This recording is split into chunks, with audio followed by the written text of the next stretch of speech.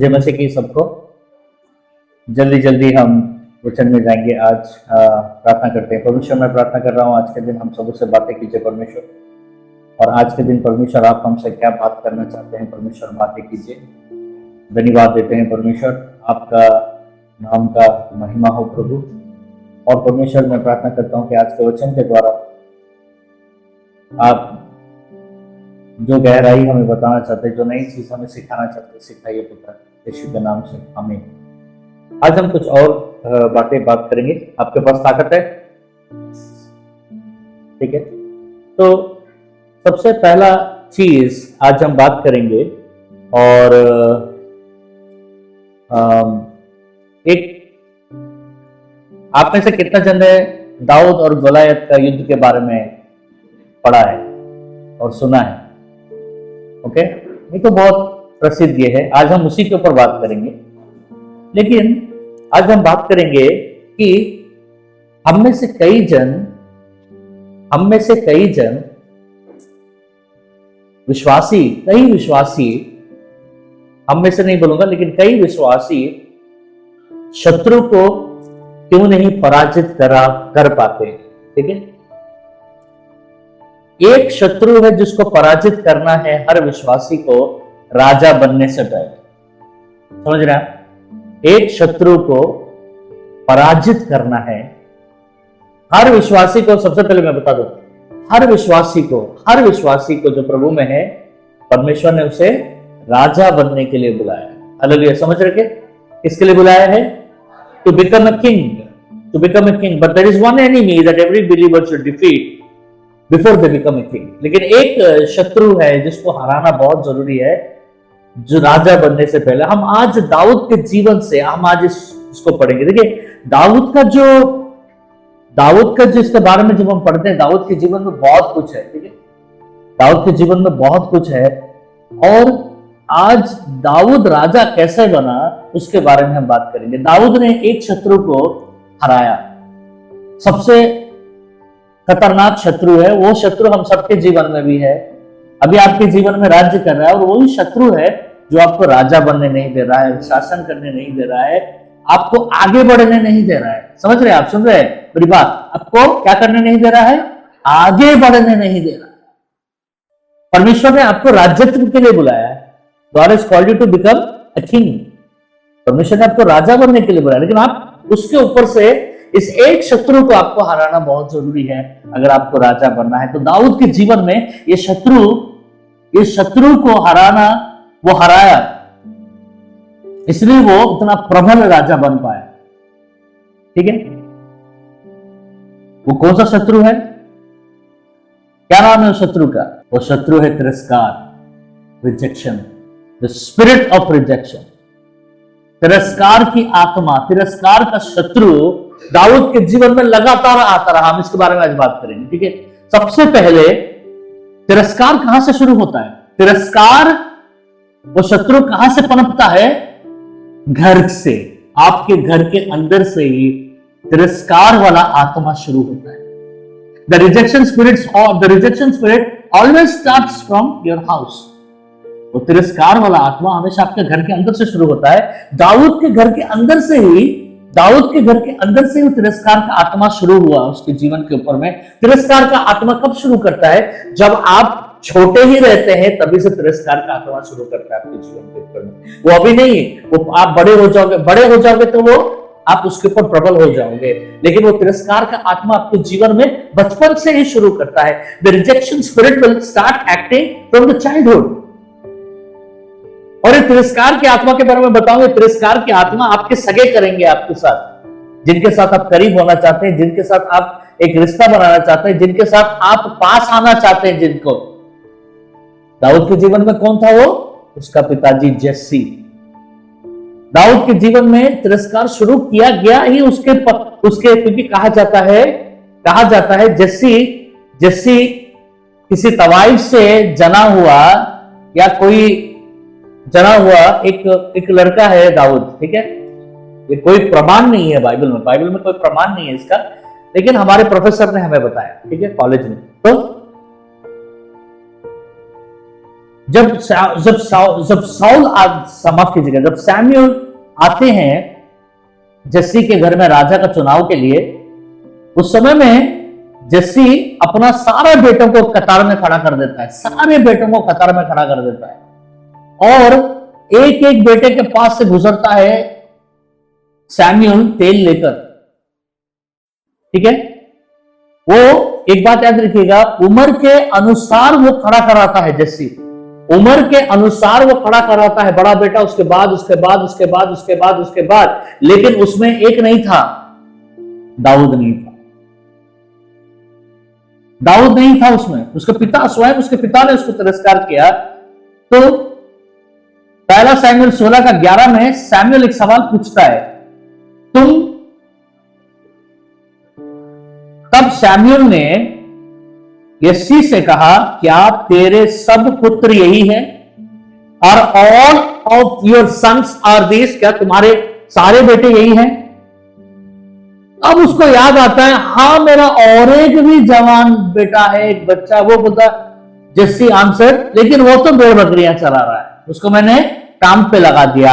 आज इतना बड़ा भविष्यवक्ता हमारे घर में आ रहा है, हमारे घर के नौकर चाकर सारे बच्चे उच्च सब हमारे घर में हैं उनकी आदर करने के लिए, लेकिन हम उसको काम में भेज दिए, उसका जरूरत नहीं है यहाँ, क्योंकि वो बाप सोच रहा था कि इस लड़के का क्या काम है, इसको कौन चुनेगा, इसका क्या है, इससे कोई मतलब नहीं, इसको, इससे तो परमेश्वर का भी इससे मतलब नहीं है, ये वो सोच रहा है। कौन? उसका पिता। तो तिरस्कार कहां से शुरू होता है? तिरस्कार शुरू होता है आपके घर के अंदर से ही, आपके अपनों से ही तिरस्कार शुरू होता है, वहीं से तिरस्कार शुरू होता है। ये तिरस्कार की आत्मा बहुत पहले से काम करना शुरू होता है। ऐसा कोई भी नहीं है यहां पर जो तिरस्कारित नहीं हुआ है और हो रहा है और होने वाला है। समझ रहे?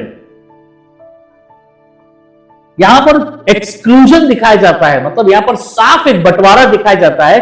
जस्सी कह रहा है, जस्सी एक हमला कर रहा है, कह रहा है कि मेरा बेटा ही नहीं है, इसको कोई मतलब नहीं है, हमारे घर के कोई भी बड़े हिस्सों में, हमारे घर के बड़े कार्यक्रमों में इसका होना जरूरत नहीं है।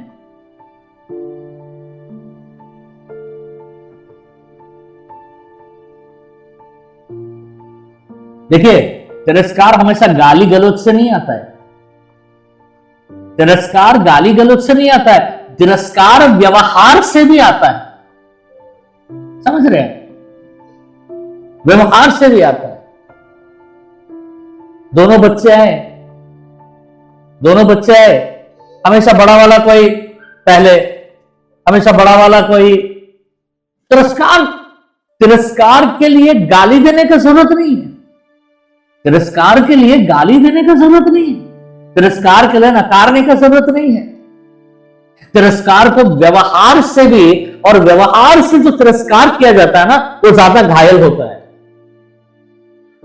व्यवहार से जो तिरस्कार किया जाता है, व्यवहार से जो रिजेक्शन आता है, वो बहुत ही ये होता है। इसलिए मैं बहुत संभाल के रहता हूं।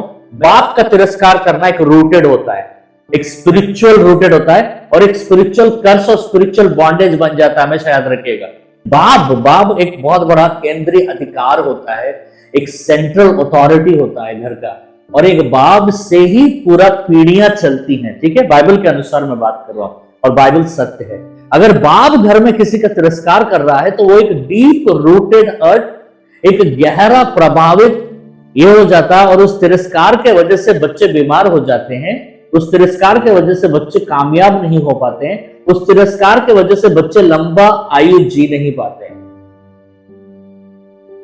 आज समय नहीं है वो सारी 3 चीजों को आपके सामने लाने के लिए, लेकिन किसी एक दिन मैं जरूर इस 3 चीजों को लेकर आऊं। ठीक है, तो पिता का तिरस्कार और पिता का भेदभाव बहुत खतरनाक चीज होता है। तो मैंने बाइबल में बहुत पहले चीज समझा है कि अगर जो पिता तिरस्कार करता है, याद रखिए, पिता का तिरस्कार एक श्राप बन जाता है, प्रगति के लिए रुकावट बन जाता है, सक्सेस के लिए एक रुकावट बन जाता है पिता का तिरस्कार। दाऊद के जीवन में उसने वो सबसे बड़ा तिरस्कार को देखा। कहां से वो आ रहा है? High authority. एक घर में सबसे हाई अथॉरिटी किसका है? एक घर में सबसे बड़ा केंद्रीय अधिकार किसका होता है? पिता का होता है, एक बाप का होता है। और एक बाप, वहां से तिरस्कार शुरू हुआ। मेरी पत्नी हमेशा एक बात बताती कि उनके पिताजी उनसे बहुत प्यार करते थे। हमेशा उनके पिताजी के प्रेम के किस्से, एक आम खाएगी तो बोले कि मेरे पिताजी सबसे पहले आम लेकर आकर मुझे खिलाते थे काट। एक फूल लेके बोले मेरे पिताजी सबसे पहले फूल के लिए साइकिल चला के 5 गांव जाते थे मेरे लिए सिर्फ एक बोरा फूल लाने के लिए, मुझे फूल पसंद है कर। तो ये सारी चीजें वो बार बार, क्योंकि वो बातें वो रह जाती हैं, वो बातें आशीष बन जाती है। तिरस्कार किसी के पिताजी बचपन में छोड़ के चले गए, अरे बेचारे वो बहुत गहराई छोड़ पहुंच जाता है। किसी के पिता है ही नहीं, किसी के पिता मर गए, किसी के पिता है भी तो कोई महत्व ही नहीं है। वो व्यक्ति कभी प्रेम ही नहीं किया, कभी कुछ दिया ही नहीं, अपने मौज मस्ती में रहा।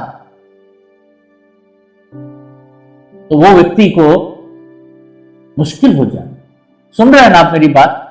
सुन रहे हैं मेरी बात? आज कुछ गहराई बात कर रहे हैं। और तिरस्कार को उसके बाद हम देखते हैं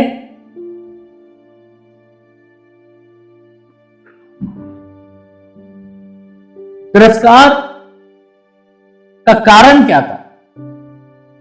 हमको पता नहीं तिरस्कार का कारण क्या था, लेकिन पहला सामुएल 16 का 7 में कहता है, मनुष्य तो बाहर का रूप देखता है परंतु यहोवा की दृष्टि मन पर रहती है। हालेलुया। यहोवा की दृष्टि कहां रहती है? तुम्हारा रूप स्वरूप, तुम्हारा धन दौलत, तुम्हारा खूबसूरती, तुम्हारा टैलेंट पर नहीं, तुम्हारे मन पर रहती है। कितना बड़ा बात है, क्योंकि यहोवा बाहर देखकर प्रेम नहीं करता। अगर बाहर देखकर प्रेम करता तो मैं आज यहां खड़ा ही नहीं होता। परमेश्वर हमेशा दिखावा के ऊपर में हृदय को चुनता है। परमेश्वर हमेशा हम जो कर सकते हैं उसको नहीं देखता है, हम जो हैं उसको देखता है। परमेश्वर हमेशा अपने माँ बाप बच्चों को वो क्या कर सकते हैं कर, क्योंकि ध्यान दीजिएगा, बहुत जरूरी बात, तुम्हारे बच्चे क्या ला सकते हैं, क्या कर सकते हैं। तुम प्रेम करो तो तुम्हारा प्रेम सच्चा नहीं है। तुम्हारे बच्चे जो है उससे देखकर तुमको प्रेम कर, क्योंकि वो मेरे बच्चे हैं। हालेलुया। इसलिए मैं उनसे प्यार करता हूं।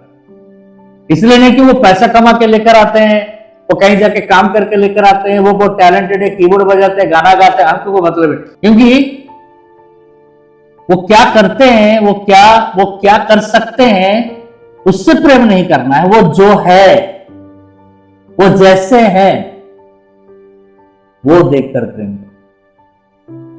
हालेलुया। समझ रहे हैं? बात कर रहा है परमेश्वर आपसे। हालेलुया। समझ रहे हैं? तो परमेश्वर क्या देखकर प्रेम करता है? मैं कितना घंटा प्रार्थना कर सकता हूं, मैं कितना चर्च बना सकता हूं, मैं कितने लोगों को जीत सकता हूं, वो देखकर प्रेम नहीं करता है परमेश्वर। मैं जो हूं, उनका संतान हूं, वो देखकर प्रेम करता है परमेश्वर। मुझे कुछ करने की जरूरत नहीं है परमेश्वर का प्रेम पाने के लिए, क्योंकि मैं जो हूं सो हूं। बस परमेश्वर मुझसे पहले से ही प्रेम करता है। ये प्रेम, इसको अगापे कहते हैं, इस प्रेम। तो दाऊद के जीवन में एक जन का प्रेम था, पिता का प्रेम था, उसके सगे पिता का प्रेम नहीं था उसके जीवन में। लेकिन दाऊद ने उस गोलियत को तो हम बात करते, दाऊद ने उसको कैसे हराया, आज हम बात करेंगे। दाऊद उसको कैसे हराया, सुनिए, बहुत बड़ा सीख है आपके लिए, बहुत इंपॉर्टेंट है। ठीक है, ध्यान से सुनिए। दाऊद के पिता का नाम था जस्सी। आपने अभी तक तो आपको पता चल गया होगा कि जस्सी अपने बेटे से दाऊद से प्रेम नहीं करता है। लेकिन दाऊद कभी ये नहीं सोचा मेरे पिता तो मेरे से प्यार नहीं करते हैं, मेरे पिता तो बाकी भाइयों से प्रेम करते हैं, उसके भेड़ बकरियों को मैं क्यों चराऊं। कभी ये नहीं सोचा दाऊद कभी ये नहीं सोचा मेरे पिता तो मेरे से प्रेम नहीं करते, मेरे पिता तो मेरे भाइयों से प्रेम करते हैं, मेरे पिता के भेड़ बकरियां खा ले, शेर और जंगली भालू आकर खा लेने दे, अच्छा है, तब उसको पता चलेगा मेरा कीमत क्या है। दाऊद ऐसा नहीं सोचा। दाऊद अपने जान पर खेलकर जो पिता उससे प्यार नहीं करता है, उस पिता के भेड़ बकरियों को वो बचाता था। और वही हृदय परमेश्वर देखा उसको, क्योंकि वहां पर उसने उस तिरस्कार के आत्मा जो उसके पिता की ओर से उसके जीवन में आया था, उसने उसे मार दिया उधर ही पर। तिरस्कार की आत्मा को मारना है तो तिरस्कार से नहीं मारना है, अपना कर मारना है। ये मुझे कितना भी तिरस्कार करे, मुझे कोई फर्क नहीं पड़ता, मैं लेकिन अपना पूरे श्रद्धा से, अपने पूरे ताकत से इस जिम्मेदारी को मैं उठाऊंगा।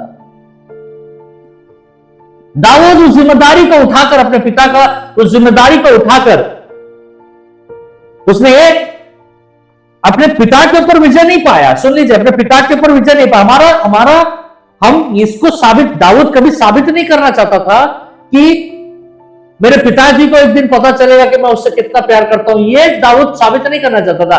दाऊद का लड़ाई हमेशा उस तिरस्कार आत्मा से था, और दाऊद उसे कुचल दिया। कैसे कुचल दिया? दाऊद ने उस तिरस्कार के आत्मा, घर में रहने वाले तिरस्कार के आत्मा को अगर कुचलना है तो एक ही चीज से कुचल सकते हैं, ओनरशिप से कुचल सकते हैं। आपको अपना कर आप कुचल सकते हैं। उसको अपना लिया दाऊद ने, कहा ये मेरा पिता का भेड़ है, ये मेरा भेड़ है, मेरा जिम्मेदारी में अपना जान पर खेलकर मैं इसको बचाऊंगा। और उसने बचाया। वो लड़ भिड़ गया जंगली जानवरों से अपने पिता का एक भेड़ को बचाने के लिए। कुछ प्रमाण करने के लिए नहीं, कुछ साबित करने के लिए नहीं, बल्कि उस आत्मा के ऊपर जीतने के लिए। हालेलुया, समझ रहे हैं आप? ये यहीं पर रुकने गया। अभी दाऊद जाता है युद्ध करने के लिए, और वहां पर युद्ध चल रहा है। सारे भाई लोग साउल की सेना में बड़े बड़े पोजीशन पर थे, और दाऊद का पिताजी जस्सी बुलाकर कहता है जाकर उनको खाना देकर आ जाओ। और दाऊद खाना लेकर जाता है। दाऊद कहां जाता है? खाना देने जाता है अपने भाइयों को। और वो देख रहा है कि गोलायत गाली दे रहा है, राजा खड़ा है, कुछ नहीं कर रहा है, सेना फ्रीज है, सेना कुछ नहीं कर पा रहा है। और दाऊद आगे बढ़ता है तो एलियाब उसका बड़ा भैया का नाम क्या है? एलियाब। दाऊद के पिताजी का नाम क्या है? जस्सी। दाऊद का बड़ा भैया एलियाब क्या कहता है? वो देखकर कहता है, पहला सैमुएल 17 का 28 पढ़िए। पहला सैमुएल 17 का 28। जब दाऊद परमेश्वर से बातें कर रहा था, हाँ, तब उसका बड़ा भाई एलियाब सुन रहा था। हाँ, और एलियाब दाऊद से बहुत क्रोधित होकर कहने लगा, हाँ, तू यहाँ क्यों आया है? हाँ, और जंगल में थोड़ी सी भेड़ बकरियों को तू किसके पास छोड़ आया है? देखा? हाँ, तेरा अभिमान और तेरे मन की बुराई मुझे मालूम है। हाँ, तू तो लड़ाई देखने के लिए यहाँ आया। समझ रहे हैं? उसका बड़ा फिर रिजेक्शन घर ही में है। अब बाप कर रहा है, अभी भाई कर रहे हैं। भाई बहन तिरस्कार कर रहे हैं। भाई बोल रहा है तू यहाँ क्यों आया? चुपचाप जाकर वो भेड़ संभालने के लिए बोला था ना पिताजी तेरे को। वो छोटे से 4-5, जैसे के पास ज्यादा भेड़ भी नहीं थे। हमको लगता हजारों भेड़ है, कुछ भेड़ है यार, पता चल रहा है कुछ भेड़ है यार। बोलते हैं वो कुछ भेड़ों को तू किसके हाथ में छोड़कर आया? मुझे मालूम है तेरा कपटी मन क्या है, ये है वो है।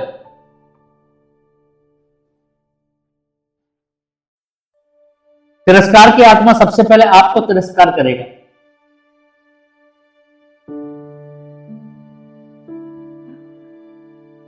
फिर तिरस्कार की आत्मा आपके उद्देश्यों को तिरस्कार करेगी। आपके उद्देश्यों को तिरस्कार करेगी। It will reject your motives. दाऊद का मन अच्छा था, वो परमेश्वर का अपमान नहीं सुनना चाहता, लेकिन यह मन किसी को पता नहीं था, परमेश्वर को पता था। उसका भाई कहता है तो निकल जा, मतलब एलियाब कह रहा है तू कमजोर है, तू सिर्फ भेड़ चराने का लायक है, तू सिर्फ, सुनिए मेरी बात सुनिए, ध्यान से सुनिए, परमेश्वर तो क्या कह रहा है, ध्यान से सुनिएगा। तू सिर्फ भेड़ चराने का लायक है, तू युद्ध करने का लायक नहीं। रणभूमि में तेरा कोई काम नहीं है, निकल जा यहां से। तेरा हृदय फिर क्या कर रहा है? तू तो कपंडी, तू तो कपटी आदमी है, तेरा मन कपट से और छल से भरा हुआ है। बड़ा भैया बोल रहा है ये ले तू और तेरा खाना भट। मुझे हमेशा एक फंसा जाता, मुझे गाली सुनने के लिए चला नहीं गया दाऊद। हालेलुया, समझ रहे? दाऊद चला, कितने बार आप चले गए होंगे उस रणभूमि से जहां पर आपको जीत मिलने का एक और कदम आगे बढ़ते तो आपको जीत मिल जाता, लेकिन कितने बार आप लोग वहां से निकल गए। चल हमेशा तो ऐसी बात करता है, मेरा इज्जत ही नहीं है इस घर में, मेरा इज्जत ही नहीं है, मैं इतना कुछ करता हूं घर में, मुझे कोई सम्मान ही नहीं मिलता, मेरा बाप भी ऐसा है, मेरा भाई भी ऐसा है। नहीं गया, वो नहीं गया, वो नहीं गया, वो नहीं गया। वो तिरस्कार की आत्मा को फिर से सामना किया। वो बोला, वो ये नहीं सोचा हो सकता मैं गलत हूं, मेरा भाई मेरे से भी बड़ा, वो जानता होगा, हो सकता मैंने कुछ गलत बोला, हो सकता मुझे यहां नहीं रहना है, डब्बा देकर भागने गया हो। वो आगे बढ़ा। सुन रहे मेरी बात? वो एक शब्द को सुने आप, क्या बता रहे? वो आगे बढ़ा। अब सुन रहे मैंने क्या बताया? वो क्या किया? आगे बढ़ा। कितने बार हम उसी स्थान से पीछे हट गए, तू नहीं कर सकता, आगे बढ़ा। उसने बहस नहीं किया, वो भावुक नहीं हो गया, इमोशनल नहीं हो गया, वो आगे बढ़ा और अपने उद्देश्य को पूरा किया, गोलियत को मारा और वहां से निकला। वो हालेलुया। समझ रहे हैं कितने बार गोलियत को मारने के लिए आप आगे बढ़ रहे हो और किसी ने बोला तेरा क्या है, तू क्या कर सकता, निकल घर से, मैं कितना भी करूं मुझे कोई इज्जत नहीं है, मैं कितना भी करूं कोई मुझे देखता नहीं है, मैं कितना भी करूं लोग मुझे गाली देते हैं, मैं कितना भी करूं लोग मुझसे प्रेम नहीं करते, मैं कहीं भी जाऊं लोग मुझे ची ची तू बोलते हैं। जिए तो आत्मा से, जिए तो आत्मा से। वो लोग नहीं है, वो दुष्ट आत्मा है जो तेरे पीछे पड़ा हुआ है, तुझे राजा और रानी बनने के लिए रोक रहा है। लड़ उस आत्मा से, लड़ उस आत्मा से, लड़ उस आत्मा से, उस तिरस्कृत आत्मा से। आगे बढ़, पीछे मत हट, आगे बढ़। सुन रहे हो? आगे बढ़, क्योंकि तेरे लिए एक गद्दी बना के रखा है तेरे पिता ने जो स्वर्ग में बैठा है, तेरे लिए एक साम्राज्य बना रहा है तेरा पिता। तुझे सिर्फ उस गद्दी तक पहुंचना है और तुझे वहां पर से शासन करना है और तुझे इन सारी आत्माओं से तुझे कुचल कर तुझे सामने जाना है उस गद्दी तक, अगर तुझे पहुंचना है।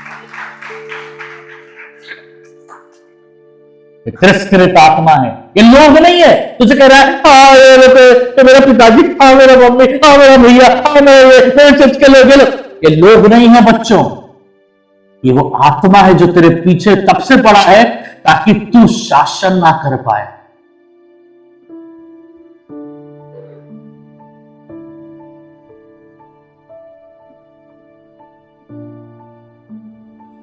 दाऊद गोलियत को मार दिया, दाऊद गोलियत को मार दिया, युद्ध जीत गया दाऊद। अब क्या हो रहा है? राजा ने वचन दिया कि जो भी इस गोलियत को मारेगा उसको मैं अपना बेटी दूंगा, उसके सारे ऋण माफ कर दूंगा, उसको टैक्स देने का जरूरत नहीं है, वसूली देने का जरूरत नहीं है उसको, ठीक है, और उसको मैं अपने सेना में उत्तम दर्जा दूंगा। मिल गया उसको दाऊद को तीनों चीज। अब दाऊद पहुंच गया राजा के पास और राजा का सबसे करीब व्यक्ति हो गया, राजा का सबसे करीब व्यक्ति हो गया, उस जमाने के सब इजराइल के सबसे पहले राजा का सबसे करीब राइट हैंड मैन, ठीक है। लेकिन इससे पहले और एक चीज मैं बताऊं, वो कैसा जीता युद्ध। गोलियत के पास जाता है और गोलियत क्या कहता है? गोलियत भी उसको तिरस्कार करता है, बोलता है छी मैं कुत्तों से नहीं लड़ता, क्या तेरे शहर में कोई मर्द नहीं है, क्या बच्चों को भेज दे रहा है मेरे से लड़ने के लिए? मैं गोलियत हूं। पहला शमूएल 17:45 कहता है तू तलवार, भाला और बर्छी लेकर मेरे पास आता है, परंतु मैं सेनाओं के यहोवा के नाम से तेरे पास आता हूं। हालेलुया।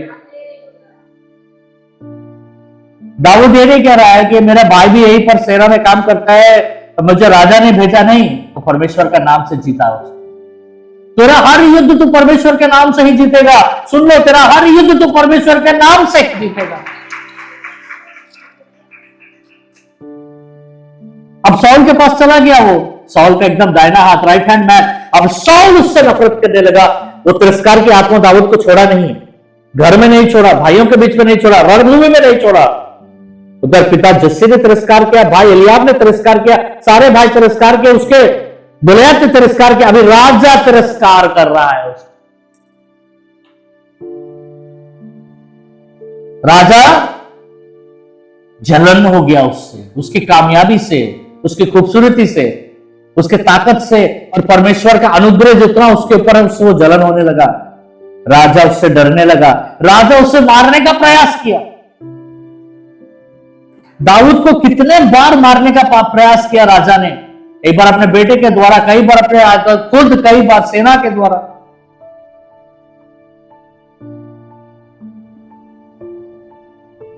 वो व्यक्ति जो एक दिन तुझे मौका दिया, आज वही व्यक्ति तुझे मारने का कोशिश कर। दाऊद को भी मौका मिला साउल को मारने का। साउल निहत्था नंगा पड़ा था, कोई सेना आसपास में नहीं था, साउल का तलवार था। दाऊद ने वो तलवार उठाया और साउल पर नहीं मारा, साउल के वस्त्र को जो बगल में था थोड़ा सा चीरा और बोला, यहोवा ना करे कि मैं अपने प्रभु यहोवा के अभिषिक्त पर हाथ उठाऊं। आमीन, हालेलुया।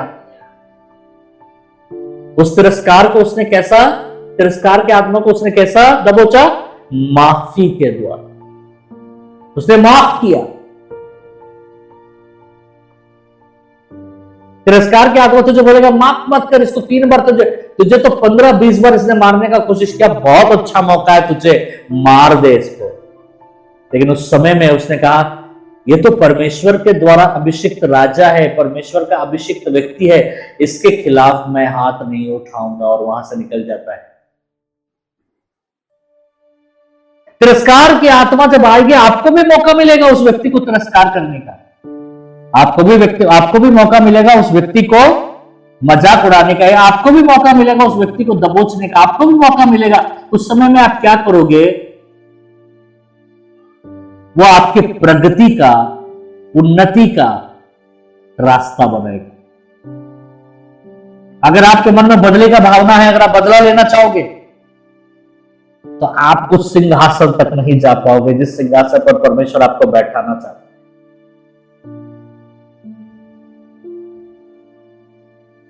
समझ रहे कुछ? और एक बात याद रखिएगा, साउल सिर्फ राजा नहीं था, साउल सिर्फ दाऊद का राजा नहीं था, उसका ससुर था। वो उसका ससुर जी था, उसके बेटी से शादी किया उसने। तो ससुर जी सगा दामाद को मारने के लिए कोशिश कर रहा था। सगा दामाद को हम ठीक है मान लेते कि सैनिक था, एक था, लेकिन खुद दामाद था दाऊद, साउल का दामाद था वो। कितने बार आपके मामा ने आपको तिरस्कार किया हो?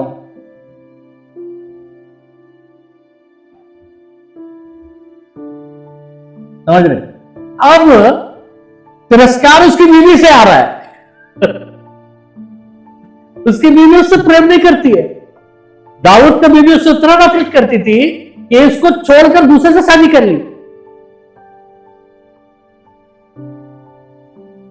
पहला दूसरा सैमुएल 6:16, दूसरा सैमुएल 6:16।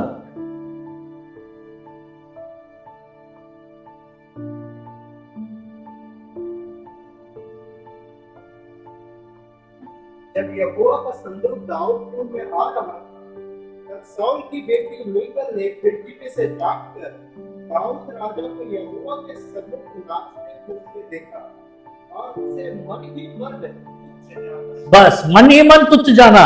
इसलिए तुच्छ जाना, क्यों तुच्छ जाना? क्योंकि दाऊद ने पाप किया करके नहीं, दाऊद ने उसको बीवी को मारा करके नहीं, दाऊद ने उसकी बीवी को इंडियन सिल्क से साड़ी खरीद के दिया करके नहीं, या दाऊद ने उसकी बीवी को बोला थोड़ा चर्च छोड़ देना मेरे को, थोड़ा चर्च छोड़ देना, तेरा गाड़ी में थोड़ा चर्च छोड़ देना, चर्च नहीं छोड़ा करके नहीं। क्योंकि वो परमेश्वर से इतना प्यार करता था कि परमेश्वर के संदूक के सामने नंगा नाचा तो इसका बेइज्जती हो गया और उसको तुच्छ जानने लगे। तो रिजेक्शन कहां से आया?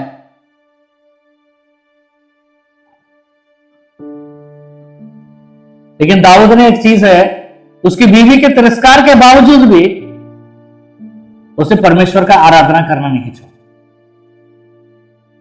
परमेश्वर का काम करना नहीं छोड़ा। तो तिरस्कार से नहीं, तिरस्कार को आराधना से जीता जा सकता।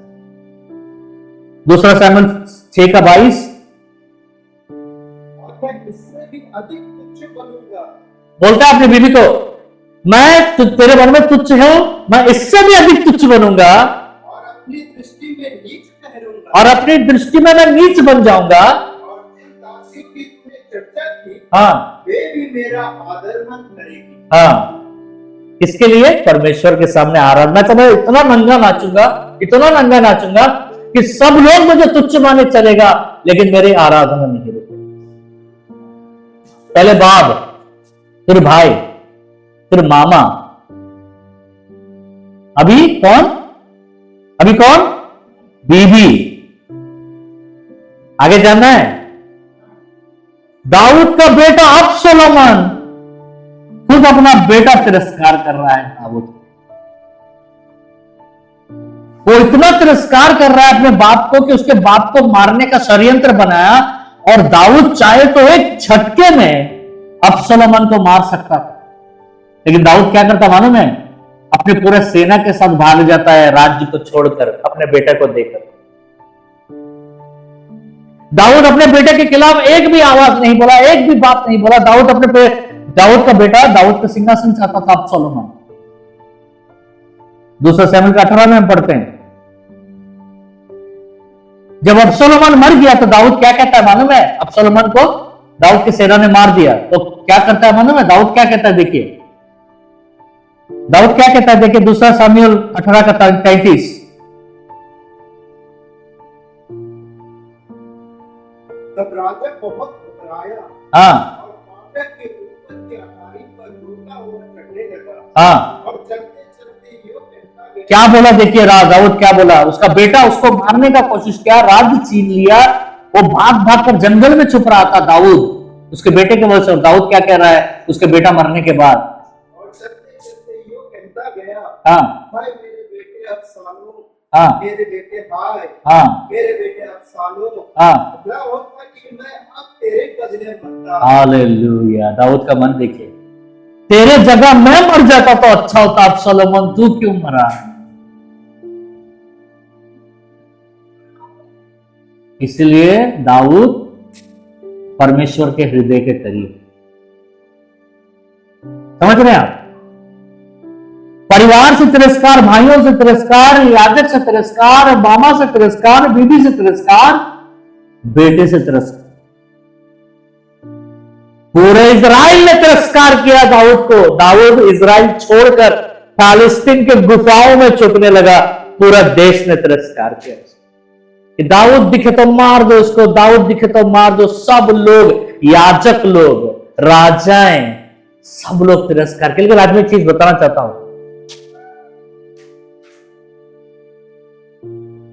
हम कहते हैं ना अगर मेरे साथ परमेश्वर है तो मुझे किसी का जरूरत नहीं है। गलत। आगे मैं बताना चाहता हूं आपको कुछ जरूरी चीज।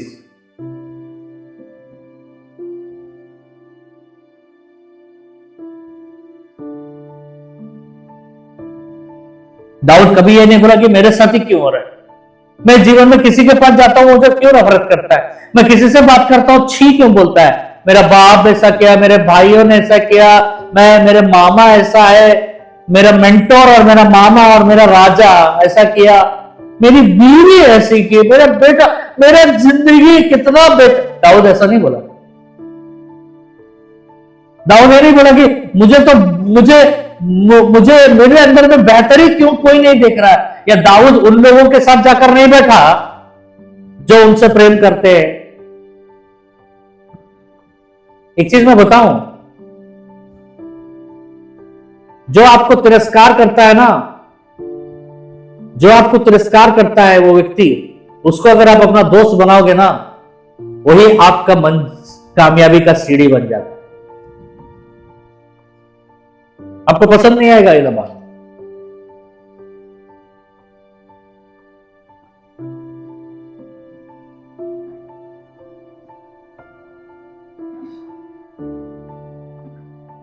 दाऊद हर तिरस्कार का सामना आराधना से किया। वो आराधना करता रहा। भजन संहिता 34:1 में कहता है, पढ़िए, बहुत खूबसूरत बात कहता है। भजन संहिता 34:1, जल्दी जल्दी पढ़िएगा। मैं हर समय यहोवा मैं हर समय, बोलिए मैं हर समय यहोवा को धन्य कहा करूंगा। आगे और मधुर बातें हैं, आगे और मधुर मीठी बातें। हाँ उसकी स्तुति हाँ, निरंतर मेरे मुख से होती रहे। हर तिरस्कार का सामना स्तुति से करना है, आराधना से करना। तिरस्कार तेरी सबसे पहला चीज मारने का कोशिश करेगा, तेरा और तेरे परमेश्वर का संबंध, तेरा और तेरा परमेश्वर का संबंध, तेरा और तेरा परमेश्वर का संबंध। सुनिए, तेरा और तेरा परमेश्वर का संबंध को मारने का कोशिश करेगा, लेकिन उसको तुम आराधना से हो मार। तुझे सबसे सब नहीं मिलेगा, तुझे सबसे सब नहीं मिलेगा, लेकिन तुझे एक जन से सब कुछ मिलेगा। समझ रहे? उसकी आराधना करना, जो तुझे सब कुछ देगा उसकी आराधना करना है। दाऊद ने तिरस्कार को कैसे विजय पाया? सुनिए अरे बात बहुत मजा आएगा। दाऊद ने तिरस्कार को कैसे विजय पाया? जिन लोगों ने दाऊद का तिरस्कार किया, उनके युद्धों को उसने लड़कर जीता। उनके लिए वो युद्ध कर उनके युद्धों को वो लड़कर जीता। हालेलुया, समझ रहे? बहुत गहरी बात है। दाऊद को जितने जनों ने तिरस्कार किया, उसके बाद में तिरस्कार किया, उसने से बात का युद्ध लड़ा। कैसा? गोलियत को मारने के बाद उस राजा कहता है पूरा ऋण देने का जरूरत नहीं है, वसूली देने का जरूरत है, टैक्स देने का जरूरत नहीं, लगान देने का जरूरत नहीं है। जीवन भर का लगान माफ हो गया जस्सी के लिए। दाऊद ने जब गोलियत को मारा, उसके पिता ने उसे नफरत किया, लेकिन उसके पिता का युद्ध वो लड़ा। उसके भाइयों का जीवन भर के लिए, उसके भाइयों के जीवन के ऊपर का लगान, उसके परिवार के ऊपर में लगान माफ हो गया। जितने जनों ने उसके साथ नफरत किया, दाऊद ने कितने युद्ध साउल के लिए लड़े और साउल को जिताया दाऊद ने सारे युद्धों को, जबकि साउल उसे मारने का कोशिश कर रहा था। दाऊद ने इजराइल से इतना नफरत करता था, लेकिन इजराइल के लिए उसने सैकड़ों युद्ध लड़े और सैकड़ों युद्ध उसने इजराइल को जिताया। सबसे बड़ा उसने क्या किया? उसने उन लोगों के लिए लड़ा जो उनको तिरस्कार कर रहे थे, और उनके युद्धों को लड़ा जो उनको तिरस्कार कर रहे थे, और लड़ाई नहीं, उनके युद्धों को जीता भी। उसने ये नहीं सोचा अगर मैं चाहूं ये युद्ध हार जाए तो ये हार जाएंगे, तब इनको पता चलेगा। उसने तो ये बदला है मेरा, वो बदला नहीं लिया, क्योंकि उसे बहुत कुछ करना था। वो समझ गया कि ये एक आत्मा को हमें मारना है। दाऊद ने तिरस्कार के आत्मा को कैसे उसने माफ किया? उसने साउल को माफ किया, अपने बाप को माफ किया, भाई को माफ किया, बीवी दूसरे से शादी कर ली, माफ कर दिया, उसको मारा नहीं। एक राजा की बीवी उसको छोड़कर दूसरे जिससे शादी करेगा तो राजा उसको मार देगा। उसने नहीं किया ऐसा, उसने छोड़ दिया। उसके पति को भी छोड़ दिया, उसने बोला खुश रहो, खुश रहो। उसने अपने बेटे को भी माफ कर दिया, उसने तो बेटे को भी नहीं मारा। वो रोता है कि मेरा बेटा, आपने तो खुद पढ़ा, उसका बेटा क्यों मरा, उसके बदले मैं मरता तो कितना अच्छा होता। तिरस्कार की आत्मा को अगर मारना है तो माफी से मारा जा सकता।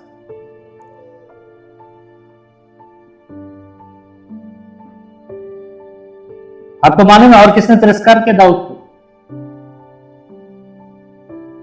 मैं बताऊं, परमेश्वर ने। जब दाऊद बोला परमेश्वर मैं तेरे लिए भवन बनाऊंगा, तेरा मैं मंदिर स्थापना करना चाहता हूं, तो परमेश्वर ने क्या बोला मालूम है? तेरे तो खून ही हाथ है, तेरे हाथ से मैं अपना मंदिर कैसे बनाऊंगा? नहीं। तू सामना कर सकता है परमेश्वर के तिरस्कार का, लेकिन दाऊद क्या किया? रुका नहीं। उसने कहा ठीक है परमेश्वर, मैंने ही मंदिर बनाया तो क्या हुआ, मैं मंदिर का सारा सामग्री को इकट्ठा करूंगा, मैं कोई भी मंदिर बनाए मैं उसको वो दे दूंगा। हालेलुया।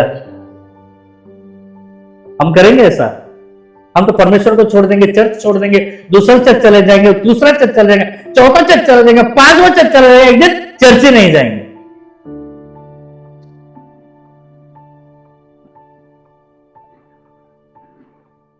समझ रहे हैं?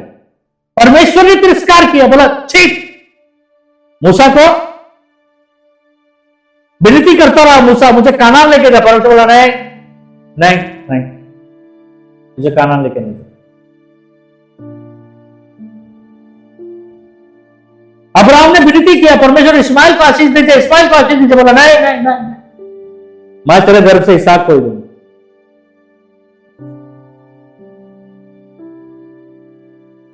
दाऊद विनती किया, परमेश्वर तेरे भवन बनाऊंगा, पर इतना डेस्परेट था वो कि वो खुद जमीन पर सोता था, पलंग पर नहीं सोता था, क्योंकि परमेश्वर तंबू में रहा करते थे। बोलते परमेश्वर तू तंबू में रहता है और तेरा चुना हुआ राजा बिस्तर में सो रहा है, तो जमीन पर सोता है।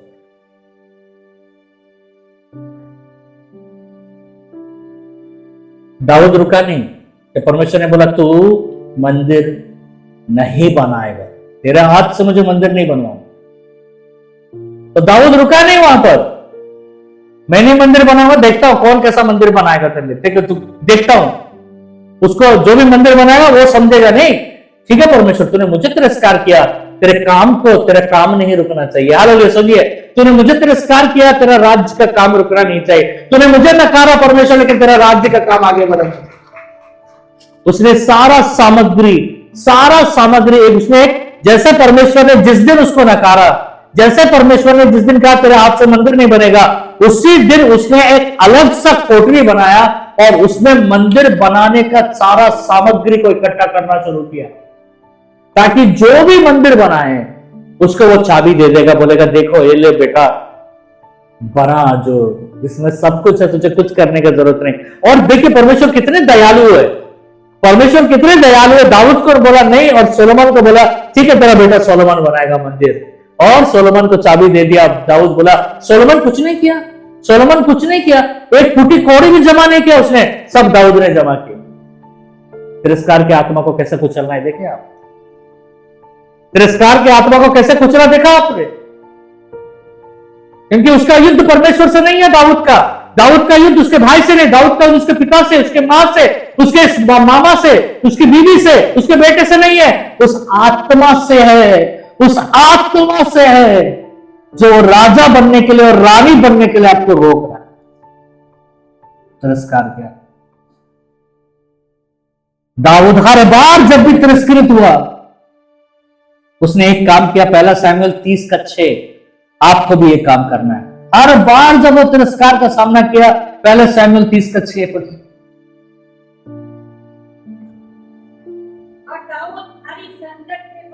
हाँ, क्योंकि लोग अपने पुत्र पुत्रियों के कारण बहुत शोकित होकर उसका कत्लेआम करने की चर्चा करे। परंतु दाऊद ने अपने परमेश्वर यहोवा को स्मरण करके यह माना। हालेलुया। वो बल कहां से पाता है दाऊद? सब बोलिए बल कहां से पाता है दाऊद? आपको बल कहां से पाता है?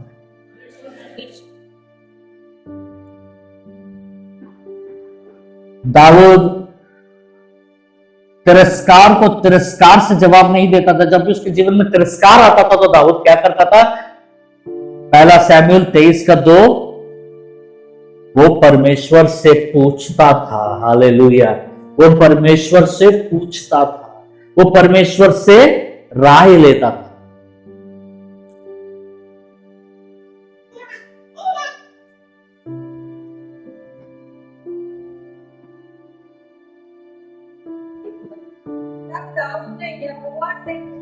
बस वो पूछ कर जो व्यक्ति ना पूछ कर आगे बढ़ता है ना, वो हमेशा कामयाब। तो आज आप में से कितने मन सामना कर रहे हैं इसका, और सामना किए हैं और सामना कर रहे हैं तिरस्कार आत्मा?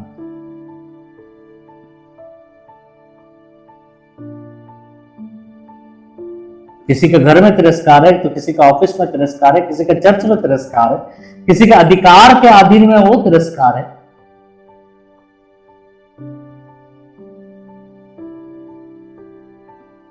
हर विश्वासी को परमेश्वर बात करे तो खड़े होकर जोर जोर से प्रार्थना कीजिए। आज का समय है, व्यर्थ मत कीजिए। मैंने कई बार बताया, जब भी वचन हो रहा है परमेश्वर आपसे बात करते रुकने की जरूरत नहीं है आपको।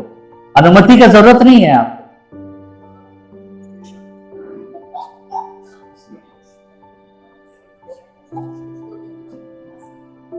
तिरस्कार का जवाब तिरस्कार नहीं है, रिजेक्शन का जवाब रिजेक्शन नहीं है, रिजेक्शन का जवाब प्रेम है, रिजेक्शन का जवाब, तिरस्कार का जवाब क्षमा है, तिरस्कार का जवाब आराधना है, तिरस्कार का जवाब है उस व्यक्ति का लड़ाई लड़ो।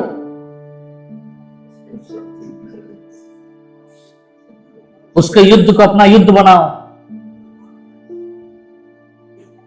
तिरस्कार को बातों से नहीं व्यवहार से जीता जाता है। तिरस्कार को बातों से नहीं समर्पण से जीता जाता है। यहीं पर तुम्हारा प्रमाण हो रहा है। देखो, ये व्यक्ति तिरस्कार नहीं कर रहा है तुमको।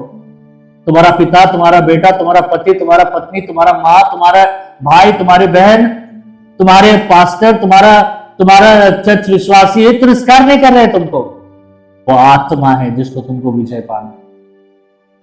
वो बार बार तुझे चोट पहुंचाना चाहता है, क्योंकि तुझे परमेश्वर ने एक सिंहासन बनाया है जहां पर बैठकर तुझे शासन करना है। मास्टर, तेरी योजना को रोकने का प्रयास करता है ये आत्मा। बार बार तुझे बार बार तिरस्कार के द्वारा तेरे पास आता है। तिरस्कार के द्वारा, क्योंकि जब तू तिरस्कार किया जाता है तो क्या होता है? तिरस्कार का जवाब तुम कैसे देते हो? छुप जाते हो, रोते हो, अपने अंदर कमरे में बंद कर खाना पीना छोड़कर रोते हो। ये चाहता है शैतान कि तुम करो, ये चाहता है। क्योंकि जब तुम ऐसा करो तो तुम्हारा गति कम हो जाएगा, तुम्हारा सोच बदल जाएगा, तुम्हारा मंजिल बदल जाएगा, तुम्हारा जो लक्ष्य है वो लक्ष्य बदल जाएगा। वो चाहता है कि तुम स्वयं और रोते रहो, बोले तुझे कोई प्यार नहीं करता, कोई प्यार नहीं करता। वो तुम रोते रहो, मुझे कोई पसंद नहीं करता, सब मुझे पीछे पड़े, सब मेरे को। वो चाहता है तुम ऐसा रो, कि तुम ऐसे जिंदगी पर रो कर तुम परमेश्वर की योजना में ना आ जाओ, तुम परमेश्वर की योजना में आगे ना बढ़ो, तुम परमेश्वर की योजना को पूरा ना करो। क्योंकि जब तुम ऐसा रोगे, जब तुम ऐसा तिरस्कृत के समय में, जब तुम ऐसे अपने आप को बंद कर लोगे तुम, लेकिन तुम उसी समय बाहर निकलकर माफ कर आराधना कर प्रार्थना कर उसको तुम एक योजना का हिस्सा मानकर। क्योंकि दाऊद का एक और चीज मैं बताना चाहता हूं। दाऊद ने हर तिरस्कार को, समझिएगा बहुत इंपॉर्टेंट है मैं जो बता रहा हूं, दाऊद ने हर तिरस्कार को परमेश्वर की उसका योजना का एक हिस्सा माना उसने, इसीलिए वो राजा बना। ऐसा राजा, प्रबल राजा।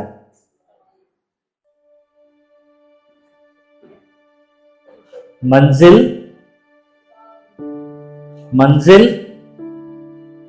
में तुम पहुंच सकते हो अभी भी। हालेलुया, समझ रहे मैं कह रहा हूं? मंजिल में तुम पहुंच सकते हो, देरी नहीं हुआ है। सुनो मेरी बात, देरी नहीं हुआ है, मंजिल में तुम पहुंच सकते हो, देरी नहीं हुआ है। फिर से सुनो, मंजिल तुम पहुंच सकते हो, देरी नहीं हुआ है। फिर से सुनो, खत्म नहीं हो गया है, तुम पहुंच सकते हो। ठीक है, कई बार तुम अपने कमरे में बंद होकर रोए होगे, कई बार तुम हार गए होगे उस तिरस्कार आत्मा के सामने, कई बार तिरस्कार आत्मा ने तुमको झुका दिया होगा, कई बार तिरस्कार आत्मा ने तुमको पीछे खींच लिया होगा, कई बार तिरस्कार आत्मा ने तुमको नफरत में डाल दिया होगा, लेकिन देरी नहीं हुआ है। अभी मौका और है तेरे पास। हालेलुया, समझ गए? अभी और मौका है। परमेश्वर में प्रार्थना कर रहा हूं आज के दिन, परमेश्वर इस वचन के द्वारा परमेश्वर आपने बात किया, और परमेश्वर में प्रार्थना करता हूं कि इस तिरस्कार आत्मा के ऊपर हमें विजय पाना है। क्योंकि हमारे लिए परमेश्वर आपने एक सिंहासन बनाया है, शासन का सिंहासन, वो है हमारा योजना का सिंहासन। वहां तक हमें पहुंचना है और वहां तक हम पहुंचेंगे। इसलिए परमेश्वर इस तिरस्कार आत्मा के ऊपर, क्योंकि ये तिरस्कार आत्मा हमारी योजना का एक हिस्सा है, इसे मानते हुए हम परमेश्वर हर तिरस्कार के ऊपर विजय पाते हुए हम उस मंजिल तक हम पहुंचेंगे। परमेश्वर, हम रुकेंगे नहीं, हम पीछे नहीं हटेंगे। जब भी हमें तिरस्कार किया जाएगा, वापस हम हट होकर वापस नहीं चले जाएंगे। दाऊद की तरह हम आगे बढ़ेंगे परमेश्वर, दाऊद की तरह क्षमा करेंगे परमेश्वर, दाऊद की तरह परमेश्वर उनके युद्ध लड़ेंगे परमेश्वर, दाऊद की तरह परमेश्वर हम आराधना करेंगे परमेश्वर। धन्यवाद पिता यीशु मसीह के नाम से, आमीन।